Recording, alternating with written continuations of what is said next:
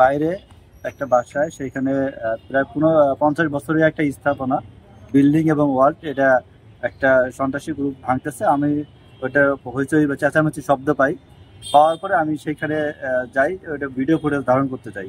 আমি video footage ধারণ করতে গেলে তখন এই সন্ত্রাসী গ্রুপ, ওই মারুফ, তারপরে হচ্ছে রিপন, এরপরে ইমান, এরা সবাই এবং আরো 30-40 জন মিলে এসে আমার উপরে, আমি ভিডিও করছি কেন, আমার মোবাইল ভেঙে ফেলে, দুইটা মোবাইল ওরা ভেঙে নিয়ে যায়।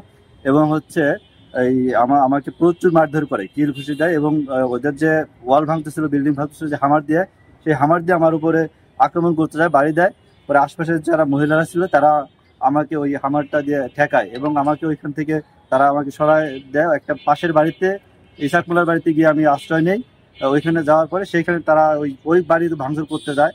যাওয়ার পরে পরে ওইখানে আসে থেকে পরে পুলিশকে ফোন দেওয়া হয়, পুলিশ সেখানে গিয়ে আমাকে উদ্ধার করে পরে হাসপাতালে নিয়ে আসে।